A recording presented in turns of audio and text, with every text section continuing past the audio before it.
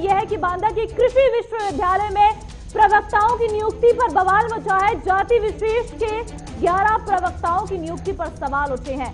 विश्वविद्यालय में प्रवक्ताओं के 20 पदों पर भर्ती निकली थी। सामान्य वर्ग से चयनित हुए 15 प्रवक्ताओं में एक ही जाति के 11 लोग शामिल हैं। 18 सामान्य, 2 पिछड़े वर्ग के लिए यह भर्ती निकाली गई थी और कृषि मंत्री सूर्य प्रताप शाही ने इसको लेकर जांच के आदेश दिए हैं। बड़ी जानकारी आपको दे रहे हैं। दरअसल खबर यह है कि बांदा के कृषि विश्वविद्यालय में प्रवक्ताओं की नियुक्ति पर अब बवाल मचता हुआ नजर आ रहा है। आपको जानकारी दे दें कि जाति विशेष के 11 प्रवक्ताओं की नियुक्ति पर सवाल उठे। दरअसल विश्वविद्यालय में प्रवक्ताओं के 20 पद खाली थे और जब इस पर नियुक्ति की गई तो 15 प्रवक्ताओं में एक ही जाति के लोग शामिल हैं। अब इस पर सवाल ये उठता है कि आखिर कैसे ऐसा हो गया कि एक ही जाति के सभी लोग नियुक्त कर लिए गए। दरअसल 18 सामान्य और 2 पिछड़े वर्ग के लिए यह भर्ती निकाली गई थी।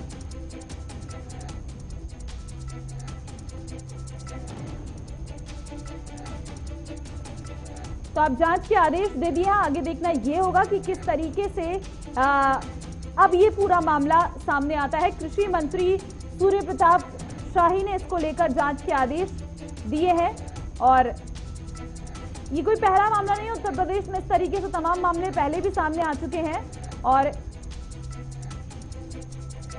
नियुक्तियों पर जो सवाल उठे हैं उसमें डॉक्टर आनंद सिंह, डॉक्टर अजीत सिंह, ये जो नाम है वो सामने आ रहे हैं। डॉक्टर शैलेश सिंह, डॉक्टर अखिलेश सिंह, ये 4 नाम हम आपको बता रहे हैं जो इस वक्त सामने आए हैं। दरअसल इसके अलावा डॉक्टर शरद सिंह और वंदना सिंह का नाम भी इसमें सामने आया है।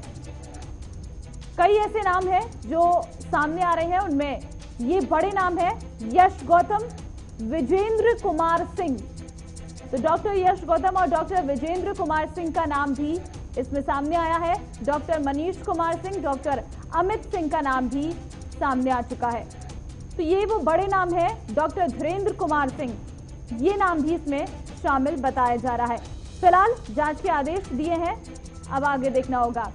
तो किस आधार पर नियुक्ति हुई है वो आपको बताते हैं। इंटरव्यू के आधार पर नियुक्ति हुई है। बांदा कृषि विश्वविद्यालय की तरफ से बताया गया है दरअसल कि प्रोफेसर पद पर ये नियुक्ति इंटरव्यू के आधार पर की गई है। ये जानकारी सामने आई है। जो इसका प्रोसीजर बताया गया है वो इंटरव्यू बताया गया है। इसके लिए पहले विज्ञापन निकाला गया था और विज्ञापन निकालने के बाद इन नियुक्तियों को किया गया है। ये विश्वविद्यालय की तरफ से जानकारी इस पर दी गई है। दरअसल आपको बता दें, एक ये विज्ञापन अखबारों के अलावा रोजगार समाचार पत्रों में भी छपे थे। ये जानकारी सामने आई है। इसके बाद जितने एप्लीकेशन आए उनकी स्क्रीनिंग की गई, ये जानकारी विश्वविद्यालय की तरफ से दी जा रही है। वहीं आपको बता दें, स्क्रीनिंग के बाद एक पोस्ट के लिए अधिकतम 10 उम्मीदवारों को सिलेक्ट किया गया था। ये भी सामने आया है कि 10 उम्मीदवारों को सिलेक्ट किया गया था। इसमें जो स्क्रीनिंग की गई उसके बाद ये सिलेक्शन हुआ है। इंटरव्यू का 3 चरण होता है। इसकी जानकारी सामने आई है कि 3 चरणों में ये इंटरव्यू लिया जाता है। दरअसल बांदा के कृषि विश्वविद्यालय का ये पूरा मामला अब तक सामने आया है। पहले चरण में एकेडमिक प्रोफाइल देखी गई, जो पहला चरण था, और दूसरे चरण में अभ्यर्थियों की टीचिंग स्किल के लिए प्रेजेंटेशन देखा गया। जो प्रेजेंटेशन था वो देखा गया था। गौरव पांडे हमारे संवाददाता इस वक्त हमारे साथ सीधे जुड़ चुके हैं। गौरव, बांदा विश्वविद्यालय एक बार फिर सुर्खियों में आया, नियुक्तियों पर बवाल हुआ है, क्या जानकारी? जी बिल्कुल ममता, देखिए बांदा विश्वविद्यालय में करीब 11 पदों पर कुछ ऐसे जो सामान्य वर्ग में आते हैं और खासकर ठाकुरवाद देखा गया है। पूरी जितनी भी 11 लोगों की भर्ती हुई है, उन 11 लोगों की भर्ती में तकरीबन 18 भर्तियां थीं, जिसमें सामान्य और ओबीसी वर्ग और शेड्यूल कास्ट वर्ग की भर्ती होनी थी। लेकिन इसमें से 11 लोगों के नाम निकल के सामने आए हैं जो एक खास विशेष वर्ग से हैं, जो कि सामान्य जाति से आते हैं। और लगातार देखिए मेरे पास जो सूची है उसमें डॉक्टर आनंद सिंह, डॉक्टर अजीत सिंह और तमाम इस तरीके से बड़े नाम हैं, डॉक्टर यश, कई महिला भी शामिल हैं इसमें। और तकरीबन 11 लोग ऐसे हैं जो बड़ा खेल बांदा विश्वविद्यालय में हुआ है भर्ती के नाम पर, इसे भर्ती घोटाला कहें या बांदा के कुलपति के माध्यम से ये वैकेंसीज निकाली गई थी। वैकेंसी निकालने के बाद भर्ती प्रक्रिया जब हुई है तो उसमें साफ तौर पे हर वर्ग के लिए भर्ती करनी थी, मगर यहाँ पर जो देखा गया है वो सिर्फ ठाकुरवाद आप कह सकती हैं, क्योंकि जितने भी नाम हैं 11 नाम तकरीबन हैं इसमें, और 11 के 11 नाम सिंह हैं, सभी ठाकुर हैं। तो ऐसे में एक बड़ा सवाल उठता है कि किस तरीके से अंडर रिजर्वेशन के तहत जब भर्ती दूसरे लोगों की होनी थी, सामान्य वर्ग की होनी थी, जो शेड्यूल कास्ट हैं उनकी भर्ती होनी थी, या अंडर रिजर्व जो लोग हैं उनकी भर्ती होनी थी। तो इस तरीके से भर्ती का क्या मतलब है, बाकायदा पूरी कटिंग निकली है अखबार में और अखबार के माध्यम से ही ये घोटाला भी सामने आया है। जी हाँ गौरव, लेकिन ऐसा अब जब सामने आ चुका है मामला, क्या विश्वविद्यालय कह रहा है? कोई अब तक विश्वविद्यालय की तरफ से इस पर बयान दिया गया हो? नहीं, देखिए विश्वविद्यालय की तरफ से अभी कोई बयानबाजी नहीं हुई है, ना विश्वविद्यालय प्रशासन कुछ बोलने को तैयार है। सीधी बात है कि इतना बड़ा मामला है, जब भर्ती किसी और की होनी है, उन पदों पर कोई और काबिलियत रखता है, उन पदों पर आपने इंटरव्यू भी किए हैं, इंटरव्यू के बाद खास वर्ग के लोगों को छांटा गया है जिनका पहले से ही एक एकेडमिक बैकग्राउंड ऐसा रहा है, जो ऑलरेडी गवर्नमेंट जॉब में रहे हैं, उनको वापस प्रोफेसर्स के पद पे नई तरीके से भर्ती करके बांदा विश्वविद्यालय के लिए कहीं ना कहीं वो सवालों के घेरे में है और प्रशासन इस बारे में कुछ भी कहने को अभी तैयार नहीं हो रहा है। जी बांदा से भी हमारे संवाददाता संदीप तिवारी हमारे साथ जुड़ चुके हैं। संदीप, एक बार सुर्खियों में आया है ये विश्वविद्यालय, लेकिन इतना बड़ा घोटाला हो जाने के बावजूद, क्योंकि सब घोटाला ही कहेंगे अगर नियुक्तियां इस हिसाब से होती हैं, तो अभी तक प्रशासन कोई जवाब क्यों नहीं दे रहा है इस पर? जांच के आदेश कह रहे हैं कृषि मंत्री हमने दिए हैं। जी, मैं आपको बता दूं, अभी मैं इस समय विश्वविद्यालय कैंपस में ही और यहाँ पर कुल सचिव हैं, उन्होंने आकर अपना बयान भी दिया है कि ये जो भर्तियां हुई हैं ये 40 भर्तियां थी, जिसमें से 24 भर्तियां हुई हैं और 16 भर्तियां थी, उसी कारण गया है। लेकिन उनका साथ में ये भी कहना है कि जो ये आरोप लगे हैं, क्योंकि ये भर्तियां एक पैनल बैठकर राज्यपाल वगैरह सब जगह से कमेटी टीम बैठती है, उसके जरिए किया जाता है, जिसकी वीडियो रिकॉर्डिंग भी होती है।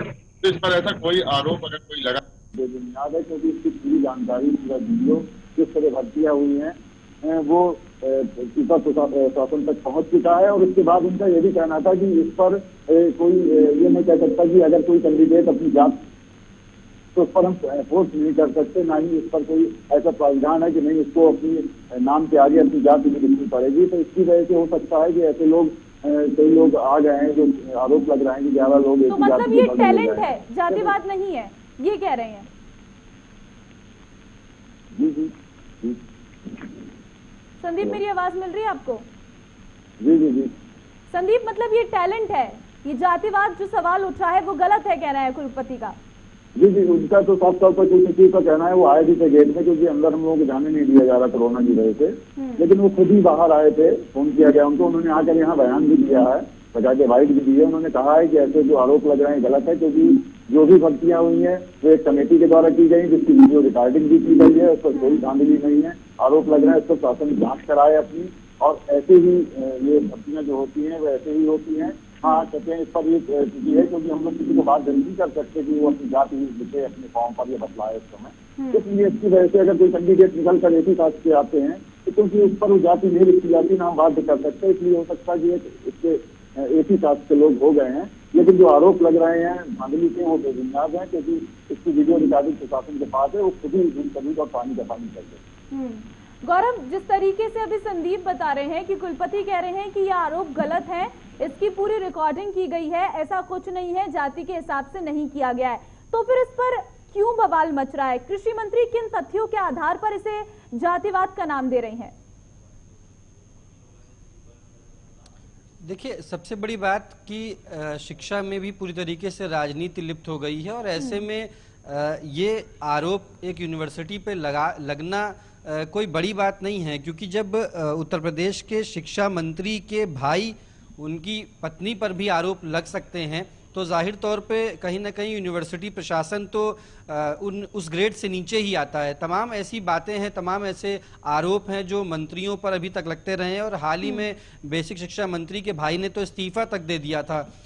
तो आप अंदाजा लगा सकती हैं कि इस तरीके के राजनीति में, शिक्षा में भी राजनीति की जाती है, और ये कोई बड़ी बात नहीं है कि किसी वर्ग विशेष को प्रमुखता दी जाए कहीं पर। लेकिन चूंकि अगर कुलपति के माध्यम से ये बात कही जा रही है तो जाहिर तौर पे कि प्रशासन इसकी जांच कराएगा। जांच में अगर ये निकल कर आता है तो ज़रूर यूनिवर्सिटी में धांधली के आरोप लगाए जा सकते हैं। लेकिन फिलहाल जिस तरीके से यह भी कह पाना गलत है कि 11 के 11 लोग किसी एक विशेष वर्ग के अगर भर्ती हो गए हैं तो कहीं ना कहीं सवाल तो उठता है। लेकिन आपको ये भी मानना पड़ेगा कि अगर स्क्रीनिंग होती है, वीडियो बनता है पूरी इंटरव्यू का, तो जाहिर तौर पे बहुत ज़्यादा धांधली सामने नहीं आ सकती। लेकिन जरूर कुलपति महोदय को या प्रशासन को वो वीडियो रिकॉर्डिंग भी सामने साक्ष्य के रूप में प्रस्तुत करनी होगी, जिससे पारदर्शिता सामने आ सकेगी। संदीप, अब जब खबर आ चुकी है, कृषि मंत्री अपना इतना बड़ा बयान दे रही हैं, इस पर जांच करने के आदेश दे रही हैं, और क्या अब तक कोई प्रशासनिक अमला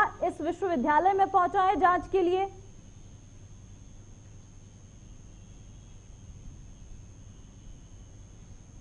चल रही है, और मुझको बयान देने जो कोई सचिव आए थे, ना कि कुलपति आए थे यहाँ पर, उन्होंने गेट पर ही आकर उनको बयान दिए और बताया कि प्रशासन स्तर पर इसकी जांच के आदेश दिए हैं, तो जांच हो, क्योंकि पूरे साक्ष्य भी ऊपर ही प्रशासन स्तर पर और शासन स्तर पर लखनऊ पर में, क्योंकि इस पर जो भर्ती हुई है उस पर अकेले नहीं था, उस पर शासन स्तर के और ऊपर से लखनऊ स्तर के राज्यपाल से, यहाँ से भी लोग थे भर्ती में, बताया बीजेपी का। तो उन्होंने सीधे कहा कि इसकी जांच हो और जांच के बाद ही साफ हो पाएगा कि धांधली हुई है कि नहीं। ये तो भी जो चीजें साक्ष्य हैं मेरे पास वो ऊपर प्रशासन तक पहुंचा दिए गए, शासन तक। संदीप, 1 जून को रिजल्ट आ गया था, आज 10 तारीख है। आज इतने समय बाद इस मामले का उठना, क्या है इसके पीछे, क्या माने? जी, मैं बता दूं कि इससे पहले भी कुलपति के ऊपर काफी आरोप लगते रहे हैं कि उन्होंने कैंपस के अंदर पेड़ कटवा दिए, कई चीजों में धांधली की, इस तरह करके काफी आरोप रहे हैं। तो उसी को लेकर ही इनके ऊपर आरोप लगते रहे। अधिकतर कई मंत्री आए, उनसे भी शिकायत की गई इनकी, लेकिन कुछ हुआ नहीं।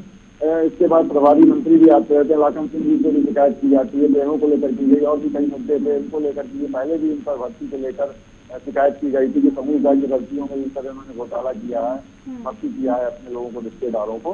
तो उसी को लेकर ये जो नया घोटाला है उनके प्रोफेसरों को लेकर, उसी को लेकर ही ये भी नया इसके साथ तरफ चलाएगी कि इस पर भी इन्होंने धांधली की है। लेकिन ये जांच का विषय है, क्योंकि उन्होंने अपना पक्ष रख दिया है कोई सचिव में आकर। ये जांच का विषय, हमने बकायदे वीडियो रिकॉर्डिंग वगैरह करवाई है, उस पर लग रहा है आरोप की जांच हो रही है, जांच में करना पाया जाता है।